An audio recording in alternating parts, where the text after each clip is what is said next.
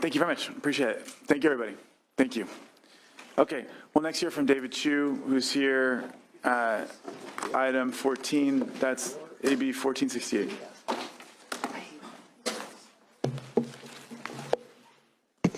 Good morning, Mr. Chair. Senators, let me first start by accepting the suggested amendments by the committee, and I want to thank the Chair for your engagement and your staff's engagement on this issue.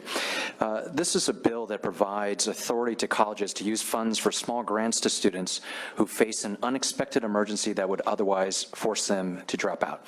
This is a committee that well knows that California college students are facing unprecedented levels of financial insecurity, creating an epidemic and really a crisis of hunger, insecurity, and homelessness on our campuses. Nationally, we know, for example, that it's estimated 13% of all community college students are homeless. There was a recent study that showed in Los Angeles, 1 out of 5 community college students are homeless or at risk of becoming homeless. These are students who are working and receiving financial aid, but they're still finding themselves without the resources that they need to be successful, struggling to cover basic needs such as housing, food, childcare, and transportation. These are students straddling the line of financial insecurity who are one unexpected emergency away from dropping out. And as you know, even though 65% of students who drop out intend to return, less than 40% actually re-enroll. This bill would help allow community colleges in our state to retain students by allowing a small grant for those who would otherwise be forced to leave school due to the immediate and unforeseen need for shelter or food. Emergency aid provides just-in-time grants to students, a quick infusion of cash when a student finds herself facing unexpected expenses such as rent, medical care, or child care. These are programs emerging across our country as an effective means for colleges to improve student retention. The data, for example, at a leading program shows that 90% of students who receive emergency financial aid finish out their term. With that, I'd like to turn it over to, we have witnesses from Scholarship America as well as from the LA Chamber of Commerce. Yep, you may proceed. Oh, okay, sorry. Hi, Chair Allen and distinguished committee members. My name is Saleem. I'm representing the Student Center for California Community Colleges. It's an organization that represents 2.3 million students throughout California. And today I'm just going to be here to speak on behalf of those in our California community college system who have been experiencing so much financial crisis for, I can't even say for how long at this point. Students are already an economically sensitive population, and our dependence on the support that we have already, and it comes in a variety of different forms, but given everything we already have that we count on to keep us afloat, whether that be financial aid, whether that be family and friends, whether that be work, anything that just keeps us going, there are just some situations in our life that just come along that are just entirely out of our control. And I mean, with whatever we have or whatever we make to make ends meet, there's just, these circumstances are unavoidable. And there will be a point where we need someone to step in to support us. And I mean, this is why we go to college in the first place, so that we have the skills we need to support ourselves and not have to be as dependent as we are in the situation given. And so while we are students and while there are random but major life occurrences that push us into financial crisis, the need for emergency grants through a more accessible funding mechanism like student equity is crucial, because without it, the following has been the result. According to a study from the Wisconsin Hope Lab, 12 to 13% of our California students are homeless. In that very same study, it is shown that 50 to 55% of California students are food insecure. That is more than half of our students throughout California that have trouble eating every single day. And in a separate study from Mazon, a Jewish response to hunger, 34% of us that are food insecure, those very same California students that are food insecure, while we are working, are actually working while receiving financial aid. So out of half of the ones that I mentioned, half of that population, or more than half, sorry, are actually still working and still receiving aid. I just ask you to wrap up. Thank you. Yeah. In whatever form, and are still struggling.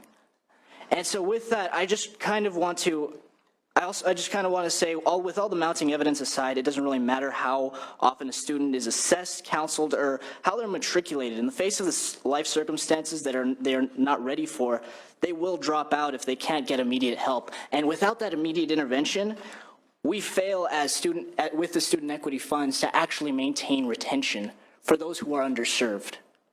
And it comes back to the fact that we are an investment. And if you keep us afloat, if you keep saving us, more of us are going to transfer, more of us are going to be able to complete. And I'll just leave it at that. Thank you very much. I respectfully ask for your aye vote for emergency grant aid, and thank you for your time. Thank you. Yes, ma'am. Good morning, Mr. Chair, committee members. My name is Paola Santana, Senior Director at the Center for Education Excellence and Talent Development at the LA Area Chamber of Commerce.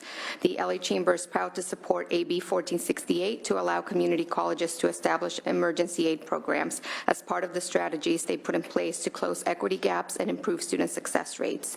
The LA region has a very high FAFSA completion rate compared to other cities. A study by the National College Access Network ranked LA number 6 in the nation for FAFSA completion. Yet we know that many community college students still struggle to make ends meet. Sometimes they don't qualify for aid or defer applying while they're in community college. These students end up working long hours, enroll less than full time, and sometimes they don't purchase high-cost textbooks, all things that can impede their progress to graduation. 2 weeks ago, as Assemblymember Chu highlighted, the LA Community College District released a student survey which revealed that 1 in 5 students have experienced homelessness. 6% indicated they'd stayed in abandoned buildings, their cars, or other places not designated as housing, and 2/3 experienced food insecurity. We know colleges are putting strategies in place to support these vulnerable students. The emergency grants authorized under AB 1468 will be just another tool colleges will have at their disposal to assist students facing unforeseen circumstances. We know these grants have been successful in other places, and I thank you for your time this morning and for your consideration. Thank you. Very briefly. Yes, thank you. My name is Despina Kostopoulos. I'm with Scholarship America, and thank you, Assemblyman Chu, Chair Allen, members of the committee, and staff. Scholarship America, as the nation's largest educational support provider, strongly believes that AB 1468 will offer California community colleges an effective tool to help students just in time to continue their education when faced with an unexpected financial crisis. We thank you, and we urge your support. Thank you. Okay. Do you want to state your name and affiliation for support? Thank you. Sadiq Asti on behalf of the Faculty Association of California Community Colleges in support. Thank you. Anyone want to raise concerns or opposition to the bill? Okay. The item is before the committee for questions, comments, concerns. Senator Pan. So thank you, Senator Chu, for bringing this bill forward. Certainly support the goal of the bill. I guess the question is that this is taking money away from pot that's associated with trying to actually address equity among students. In fact, we have another bill we'll be hearing today that very importantly adds some additional students or group classes of students who need to be addressed. So I guess my concern is not with getting some funds to help out these crisis situations, but are we taking funds away from a not very large pot of money that is needed to basically address equity issues in the schools, so or in various community colleges. Can you just stress why that particular fund is where you sought the money? Absolutely, and I appreciate the question, and this is certainly a conversation that we had with your chair and committee staff on this topic, and I don't think anyone disagrees that emergency financial aid programs are good programs that have been very cost effective, and we've been trying to think of the best way to move this forward, and ultimately had decided on student equity monies because the very disadvantaged communities that we're trying to impact by addressing their student equities are the ones that are seeing the challenges that we're talking about here. Initially, this bill was structured to allow community college to have full discretion in how they use those student equity funds, and at the suggestion of the chair and staff, we've decided to cap that. In fact, we've capped it for this committee as part of the amendments we made at 7.5%, really trying to get at the very question that you had. But ultimately, what we're trying to do is provide these administrators with flexibility to use scarce dollars as they best see fit to help students from dropping out. This is a bill that is supported by the chancellor to the community college system, and one of the things that they would point out in their eligible criteria, expenditures for student equity funds is that these funds can already be used for direct student support, including for books, supplies, materials, student transportation, and childcare. And we're really talking about a slight expansion of that to, again, help students to be able to not drop out of school when they have these emergency needs, which are so incredibly acute at this point. I'm open to other ideas on how we do it. I think we all agree that we need to figure out how to fund it. This was what we thought was a fair way to start it off, and certainly given the success we've seen in other states, we'd like to at least try it and begin it here in California. Okay, well, that's very helpful. I hope, I don't know if there's a part of the bill that to ask the various community colleges to actually quantify the need,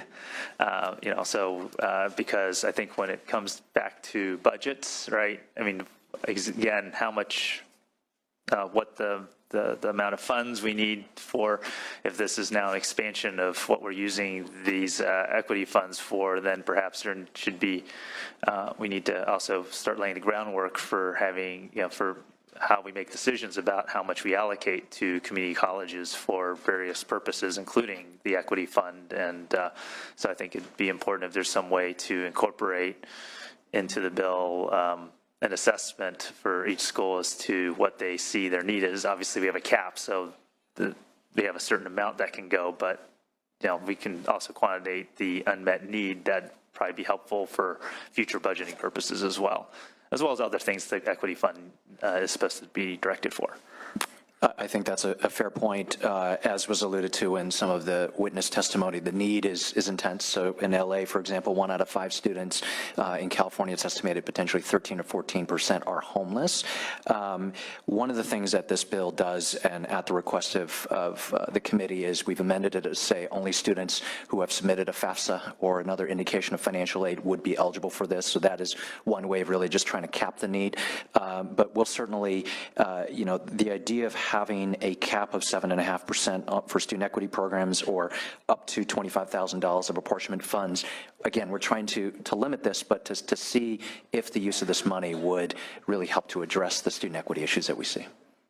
Well, thank you. And my guess, we'll find out what happens, is that I bet you every campus, if they would decide to do that, would use the entire cap. I think the need is probably much larger than that amount, which I'm sure you know as well. So I think it's good to quantitate that need. So thank you. Okay. Other questions from the committee? Senator Galgiani? Is this allowable for non-tuition costs as well, or just tuition costs?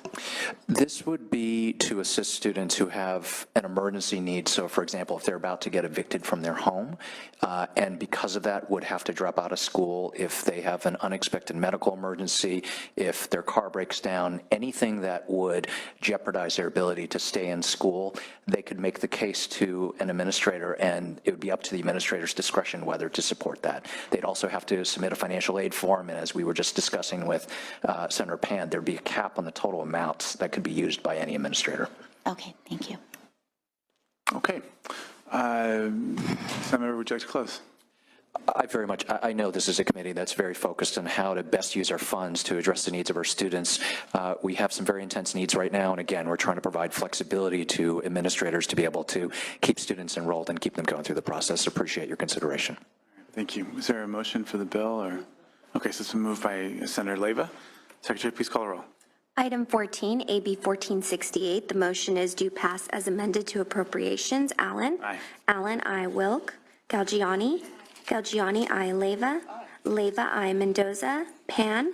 Aye. Pan, aye. Vidak? Okay, so that has the votes to get out, but we will leave it on call for the other members to add on, and appreciate everyone coming in. Appreciate your consideration, Okay, Senators. let's next hear from Senator Reyes, who's here to present item 8, that's AB 952, and item 10, AB 1018.